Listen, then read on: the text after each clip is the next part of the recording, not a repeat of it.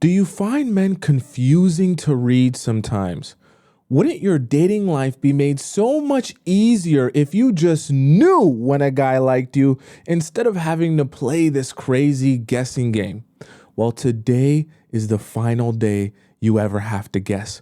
Because on today's show, we're going to be discussing 5 instant tests that reveal if a man is interested in you.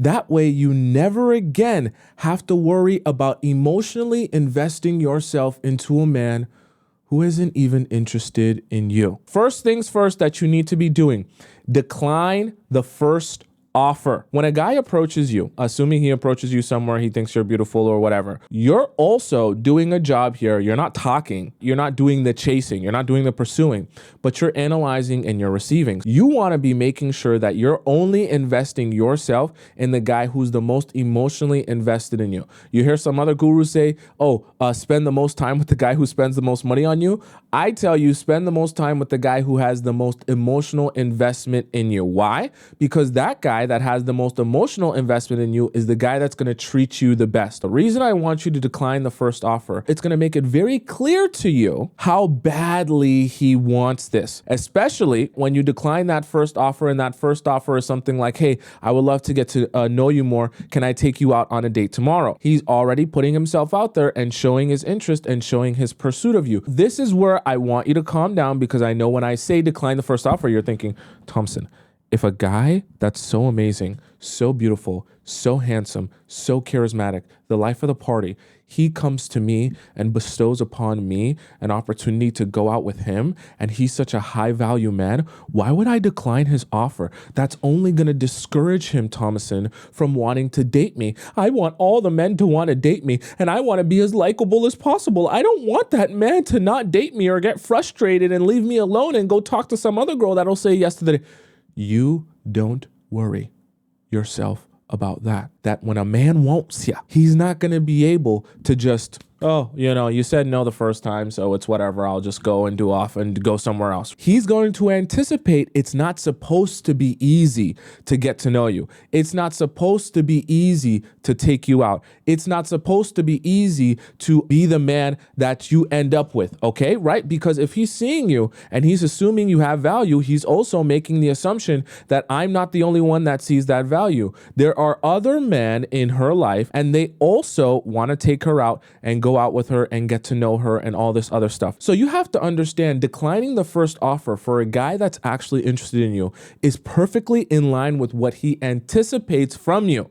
Because if he sees value in you and he knows other people value you, he's going to know you have a lot of options, right? And so when you decline his first offer, it's just a reassurance to him that you have a lot of options. You're not just willing to jump at the first guy who says, hey, do you want to go out on a date? Why? Because you hear that all day, every day. See, when a guy really isn't that interested in you, or what's mostly going to happen, he just wants to do the absolute bare minimum to get access to you, meaning he doesn't really respect you or really see any true value in you. What he's going to do is he's going to ask of you the bare minimum because he wants to do the bare minimum for you. Let's say you're at a party, okay? You're at a house party. Some of you might be on the older side. Let's just assume you're having a get together. It's a party, okay? You're at one. Now you're at this party and this guy that you've never met before approaches you. He's like, hey, you look really amazing. Your dump truck is really filling up those jeans there. You've got the tightest jeans on in the party and your dump truck's amazing.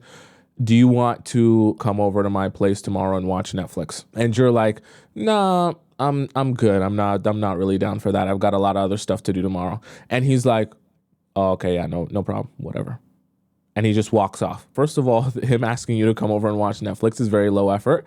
But also the fact that you just said, no, I'm good on watching Netflix, and he just walked away and left it after that, that is a clear sign to you that his interest level in you truthfully wasn't that great. He might like your dump truck, but he's not necessarily having the level of interest in you where he actually wants to invest in you emotionally and build a relationship with you. You constantly want to be gauging a man's interest level level in you, because you don't want to make the mistake of investing your time and energy into a guy who isn't really that interested in you, because you're only going to end up frustrated, because when you're building this relationship with him and you're trying your best and you're putting your best foot forward, you're going to be like, well, Tomisin, he's not reciprocating, or he doesn't seem like he's truthfully as invested as I am in this relationship. And we don't want you frustrated like that. This is exactly why I want you to decline the first offer, because this is the response he'll give you if he's truthfully interested in you. Let's use that same example. You're at that house party and a guy says to you,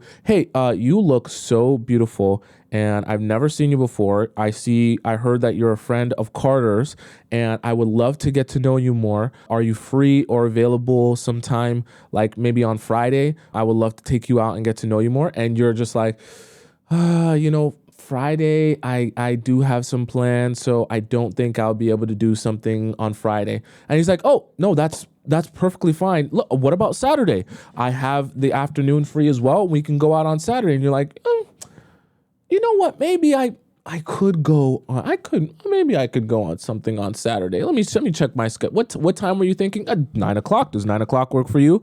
I know a perfect spot. It's just literally across the corner from here. You live downtown, right? Yeah, I live downtown. Yeah, so we just go to the spot. It's right across the street over there, and it's a great sushi spot. Oh my God, I go there all the time. I love it. I would love to take you there, and it'd be so amazing. Emotionally intelligent men, they're aware of the difference between no, I'm not interested in you, and no, I just can't do what you just offered me for that specific day at that specific time. So number 2 is to create a problem that he and he alone can specifically solve. One of the main things that will happen to a guy when he becomes interested in you, he's going to want to make you happy, because making you happy is going to make him happy, because he's going to know when you're happy and he can attach himself to your happiness. That also means that you're going to be more invested in him and this relationship. Okay. That's the reason that they say happy wife, happy life. So men understand that on a subconscious level. When he begins to build a relationship with you, or he wants to build a relationship with you,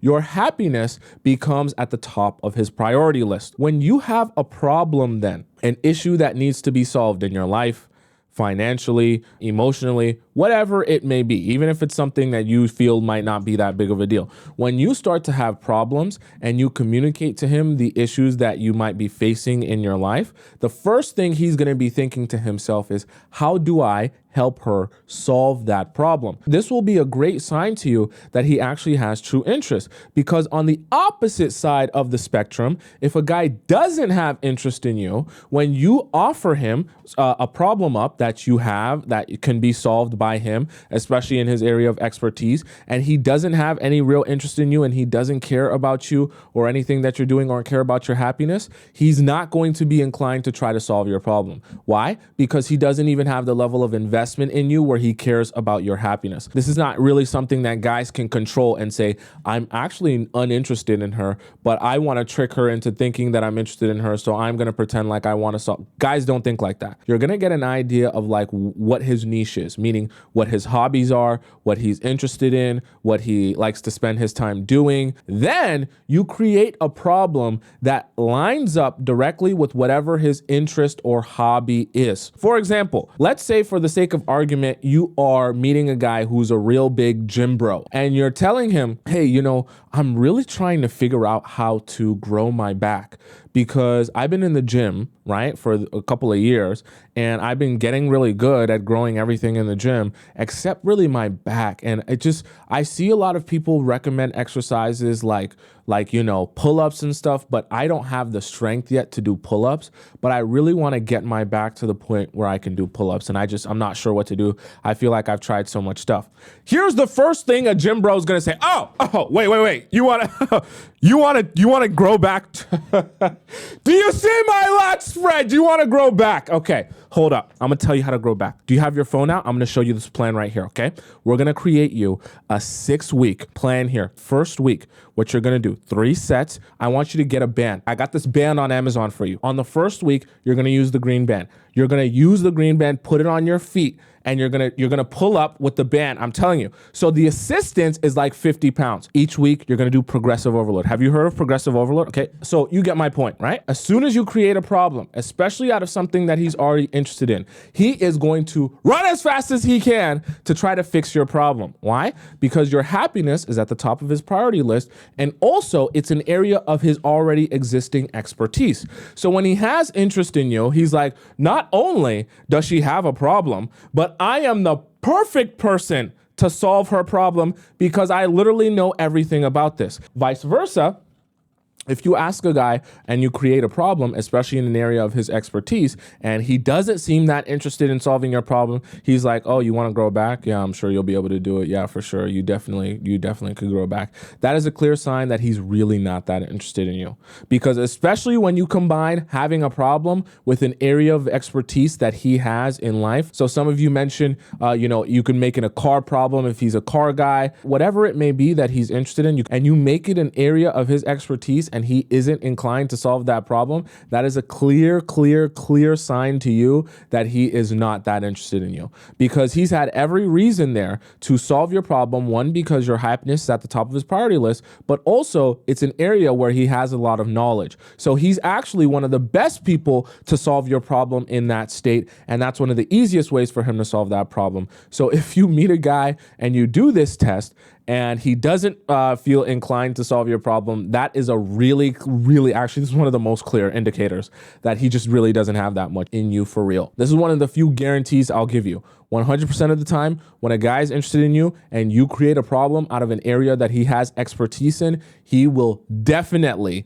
try and solve that problem for you and give you detailed answers on how to solve that problem for you. That is a 100% guarantee for men. Number 3 is to present to him a free day and see if he uses that as an opportunity to see you or spend some time with you. I have a really busy schedule plan, and in the process of my busy schedule, I happen to have one day which I'm completely free, and I'm trying to figure out what I want to do. So this is how you do this strategically, because I don't want you going up to guys and saying, hey, you're a handsome man.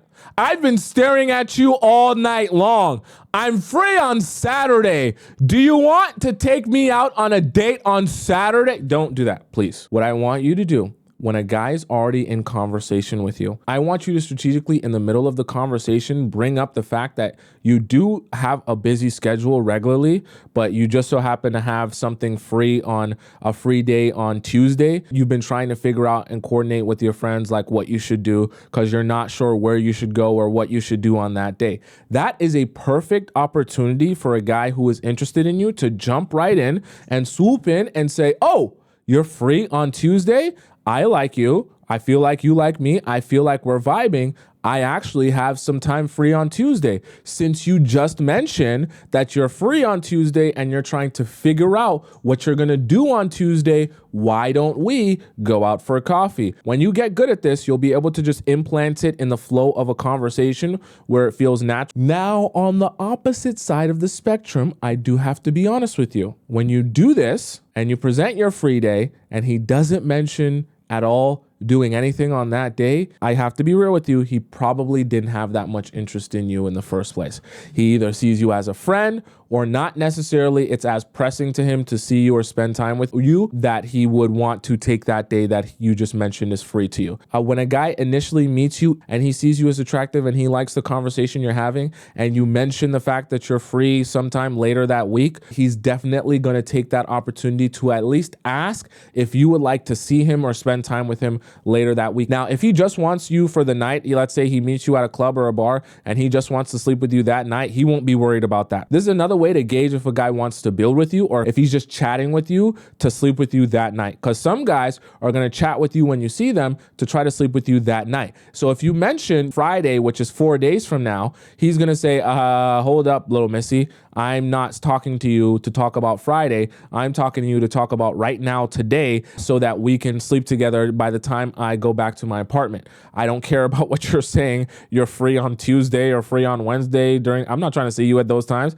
I'm trying to see you in my bed in the next 30 minutes. Let me make it very aware to you guys, all of you beautiful souls. If a guy that you're meeting and you're talking to doesn't take opportunities to see you when they outwardly present themselves and obviously present themselves, I can assure you he doesn't have real interest in you. Especially a guy that lives close enough to you that he can see you at any point in the week, meaning like he lives like an hour drive or less away from you, and he doesn't take opportunities that you're free to like jump on those and actually see you. Trust me, he don't really have as much interest as you're imagining that he has, or his interest in you is to see you that night, jackrabbit himself inside of you that night, and not actually grow a relationship with you that takes work. You give him a free day, you just throw it out there. You're not saying, hey, I'm free this day, let's date. You just throw it out there and see what he does with it. And number 4 here, present to him the option to inconvenience himself. This is a better strategy to use when you're a little bit deeper than just the initial meeting. You need to know how willing a guy is to inconvenience himself for you, because if he's not at all willing to inconvenience himself, unfortunately, it probably means that he is just looking to take the easy way out in his relationship with you. When I say the easy way out, I mean he just wants it to be easy. He doesn't want to work for it. He doesn't want to work for you, and he doesn't want to do anything hard. You will struggle trying to grow relationships with men who their interest level in you is only to the point where they just want to do the bare minimum to receive from you. Anytime you ask more of him, anytime you ask him to improve, anytime you ask him to do better or make adjustments, he'll moan and groan and be like, oh my God, we watch Netflix at my place. Like, why do we gotta go out on dates? Oh my God, I don't want to spend money on you. Oh my God. And you're just gonna drag him along trying to get him interested in you. It's very important that actually, as you're growing this relationship with this guy, you understand if he's willing to inconvenience himself for you. So one of the best ways that you're gonna do this, at some point in the span of you talking to him, where he has a plan with his boys. We're supposed to go out to eat together. We're supposed to go to the club together. It's someone's birthday. Something is going to happen at some point in the span of you knowing him where he's supposed to plan to do something with his boys. I want you to take one of those smaller scheduled times with his boys. So let's say, for example, he's like, oh, at 3 p.m., me and the boys were supposed to go on 2K. So at some point, I want you to take one of those times that he says he's going to spend with his boys and ask him, oh, but you know, I actually just found out that this place that we've been wanting to go to on TikTok that literally has no reservations throughout the week actually has a reservation at 2 p.m. And they're not going to have another reservation for the next 3 weeks. So do you want to go at 2 p.m. or would you rather just play with the boys? And you give him the option. Now, this is where you rub your hands like Birdman. Now you sit back, relax, and wait. I don't want you to come in between him and a huge plan, but this is meant to be a small plan that he planned with his boys, where now he has a decision to make. Do I spend time with her, or do I inconvenience myself and not spend time with the guys that I was supposed to spend time with and go and spend time with my girl instead, or this girl instead? Or do I say, nah, I don't care about that. I plan this time with my boys. I'm going to spend this time with my boys. You do want to gauge if he's willing to inconvenience himself or shift himself for you and what you need and to spend time with you. Because if he is, this is so great for you. Because now you know his level of investment is so deep that he is willing to drop things for you. Now you know you have a man who's really emotionally invested. Because when he's willing to drop things for you, what do you think happens when you have an issue? What do you think happens when you want him to treat you like a princess? What do you think happens when you're unhappy with things that are going on in your relationship? He wants to fix, he wants to adjust, he wants to make changes, he wants to improve and be a better partner to you. All good things for you. Now, if he's unwilling to inconvenience himself even in a smaller way, just a plan of playing video games with the boys, he can do that anytime. And he really is against inconveniencing himself at all for you. Unfortunately, this is a really true sign that his interest in you is very low. Anytime you ask him to make adjustments in the relationship, make changes or things that you don't like or are unhappy with, he's always going to be inclined to say, I don't want to change. I don't want to make adjustments. I don't want to adjust myself for you, because that's going to take more work than to just keep doing exactly what I've been doing. I want to treat you the bare minimum. I want to do for you the bare minimum. I want to put the least effort I possibly can into our relationship. And once again, you can't really work with that when a man is constantly thinking about how to do the bare minimum for you. We don't want you building relationships with men obsessed with doing the bare minimum. That's not going to serve you, and you're constantly going to be hyper frustrated trying to drag him along to have interest in you, have interest in this relationship, and actually want to put his best foot forward, okay? We don't want that for you. Okay. And number 5, an invitation to go deeper. The reason I want you guys paying attention to this is one of the harder ones to do, because this is not one that you're necessarily going to do the first time that you meet someone, but it's definitely something you can do throughout the time of you getting to know someone, that you can gauge their level of interest in you. I want you to actually make a concerted effort to go past the surface level of those conversations. Let's just say, for the sake of example, this guy is talking about how he really hates seeing couples that are all clingy together, because when he sees a whole bunch of PDA, he just feels like it's weird. Couples kissing and all that stuff like that. It just seems like, bro, like, just do that, when you're by yourself. I don't want to see all that. That's so disgusting. And you guys are having a conversation about that. I want you to invite him to go deeper and start asking him questions like, okay, so when you were a child, did you ever see your parents like kissing? Did they ever kiss in front of you? If they did, how did that make you feel? Or if they never did, how do you think that affected you? Do you think because you never saw your parents, kissing or being affectionate, that you started to believe that, that was the representation of marriage? Do you think that when you have kids that they shouldn't see you be affectionate? Why do you think that? How do you think that's going to affect your daughter, never seeing you kiss or touch her mom? These type of questions is like an invitation for him to go deeper than just the surface level. Let me tell you a little secret. Guys who are not interested in you and have no interest level in you will struggle to go deeper with you. Why? Because when they don't have real emotional investment in you, they will not want to talk to you about anything that's not surface level.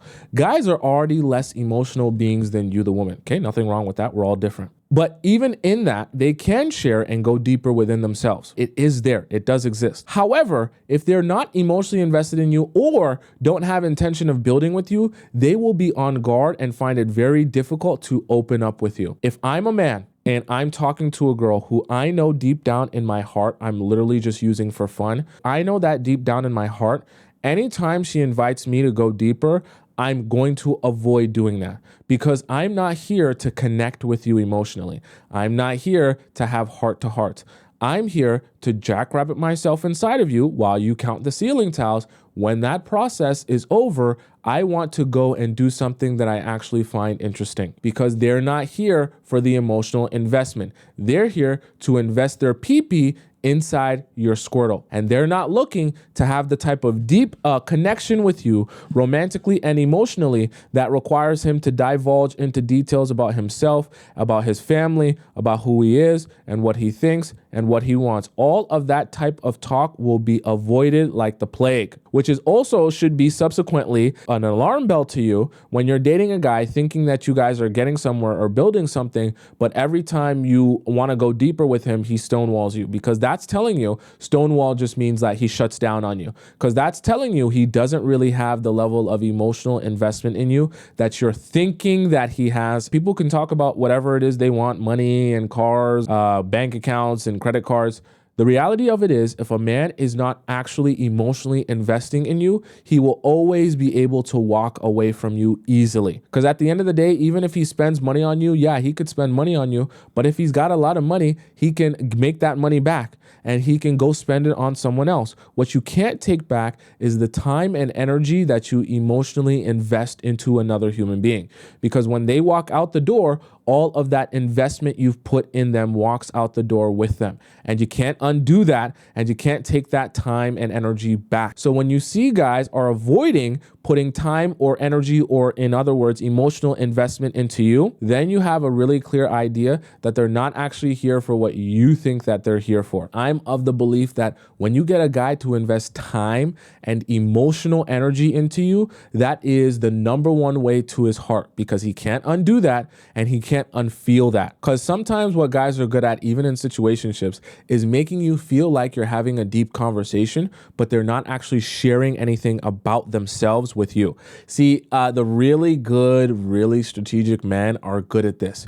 You feel like you're having a heart-to-heart with him, but it's really just consists of you guys talking about you and kind of having some surface level conversation about him just saying, yeah, I went through the same thing, or yeah, me too.